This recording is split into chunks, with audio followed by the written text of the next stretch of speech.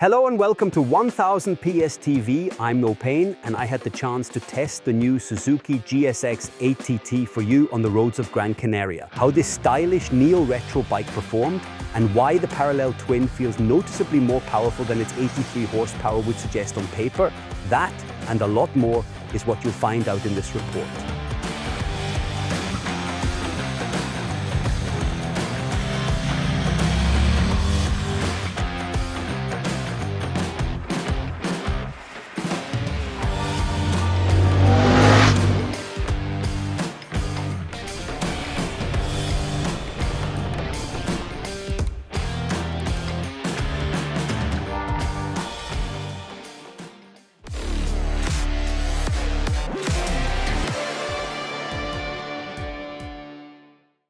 A warm welcome from Gran Canaria, the most versatile of all the Canary Islands. Especially the mild climate, the endless twisty roads, and the high asphalt quality turn the island into a true paradise for motorcyclists from September to May. Comparisons with the ever-popular Sardinia almost suggest themselves automatically. The only real downside here is that you can't realistically bring your own motorcycle along without a huge investment of time and money. But that hasn't been a real issue for quite some time now because motorcycle rental services have developed massively over the past few years.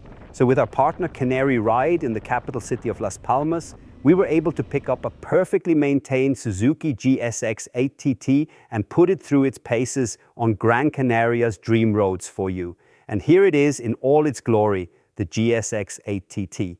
Alongside this neo-retro bike, as the Japanese like to call it themselves, Suzuki also launched the road racer version, the GSX-8T, at the same time.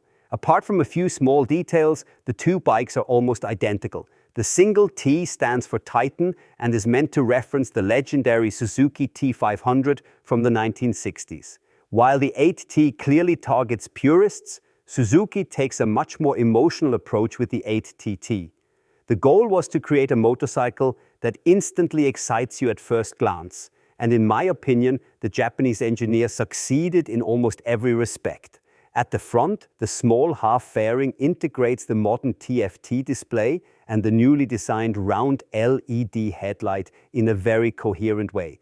It's actually a bit of a shame that you can't see it yourself while riding and can only enjoy the excellent light output because the headlight itself is beautifully designed and the light signature is stunning from every angle. Less successful in my view is the far too long plastic tail section and the angular rear light. That really looks like a weak spot. But don't worry, the aftermarket has already reacted. Just search the internet for tail tidy and the problem is solved in no time at all. Back to the model designation. The double T stands for Timeless Titan and is meant to express that this is a classically styled motorcycle that still doesn't require you to give up modern electronics, reliability, or easy maintenance in everyday life. And my dear 1000 PS viewers, in my opinion, Suzuki absolutely nailed that. After all, the bike survived both me and Gran Canaria without any issues. The GSX-8TT is available either, as tested here, in pearl matte shadow green with bronze wheels, or in glass sparkle black with red and yellow stripes and bright red wheels. The matte paint finish is pure understatement and probably makes a lot of sense near the coast where there's plenty of sand and dirt in the air. Personally though, I prefer the glossy black version. It emphasizes the classic character of the model even more and is my personal favorite. There are no technical variants, but Suzuki offers a wide range of accessories for improved performance, better ergonomics, and an even more individual look. On our test bike, we immediately installed the aluminum brake and clutch levers from the Suzuki GSX-8 accessory range. They not only feel better in the hand, but are also adjustable in reach. A hot tip for A2 riders. The GSX-8TT can be restricted to 35 kilowatts free of charge via software and is a real recommendation. Even when restricted, the engine delivers almost its full torque and does so in a very smooth and harmonious way. We already know this behavior from the other 800cc engines that have been on the market for some time. Power comes from the familiar 776cc parallel twin with a 270-degree crankshaft offset. It produces 83 horsepower at 8,500 RPM and delivers 78 Newton meters of torque at 6,800 RPM. And let me say this right away, this engine works brilliantly. The punch from low revs is so strong that you almost start to wonder whether the 83 horsepower figure might be a typo. So why does it feel that way? After all, many manufacturers use a similar crankshaft offset. Yet the Suzuki Twin pulls so hard from down low that you could almost believe you're riding a 100 horsepower V-twin. No joke, it's seriously impressive. From what I've researched, this comes down to a very successful overall package. A relatively moderate bore of 84mm combined with a long 70mm stroke, a fairly short final drive ratio, and deliberately mild cam profiles with little valve overlap and short opening times. The result is noticeably more torque at low revs, stronger mid-range pull, and a nice punchy sound. To keep the engine running smoothly despite this setup, Suzuki uses what they call cross-balancer technology. Put simply, and I'm quoting here, it's a patented system with two counter-rotating balance shafts arranged at a 90-degree angle to the crankshaft. I'll be honest, I have no clue how this works in detail, but I do know that it works. Because on the road, the GSX-8TT impresses with remarkably smooth and very harmonious power delivery. Once you sit down on the bike, it immediately feels familiar. Everything is right where you expect it to be. The few buttons and switches are logically laid out, feel high quality, and can be operated easily even with thick gloves. Start the engine, ride off, everything under control. I was also very positively surprised by the high-mounted bar end mirrors. They're easy to adjust, provide excellent rear visibility even for average height riders, and show absolutely no noticeable vibration. The stock brake lever is adjustable in reach, while the clutch lever unfortunately is not. As mentioned, our bike was fitted with the premium aluminum levers from Suzuki's official accessories range. The handlebar itself is high quality, ergonomically shaped, and creates a sporty, slightly forward-leaning riding position with good pressure on the front wheel. Knee and hip angles are also on the sporty side, yet still comfortable enough for longer rides. Covering 280 kilometers in one day was no problem for me at all. And given my history of multiple hip and knee surgeries, I'm actually quite sensitive in that area. The same applies to the seat. It's thinly padded, pleasantly firm, but by no means uncomfortable. You can also move around on it easily and deliberately slide forward or backward.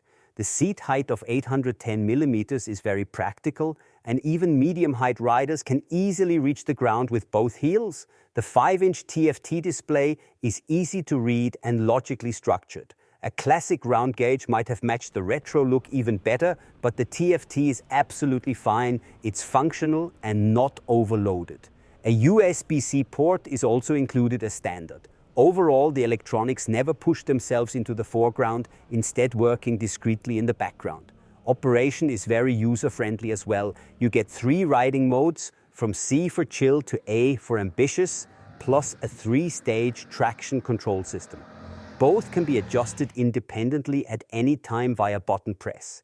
There are no fixed sport, road or rain presets. Instead, you get real freedom in how you set the bike up. The 8TT doesn't have lean angle sensitive ABS, but it does feature ride-by-wire, a reliable and slightly firm quick shifter with auto blipper, as well as Suzuki's low RPM assist.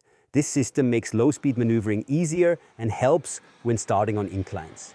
The electronic package is rounded off by a powerful yet very lightweight lithium-ion battery.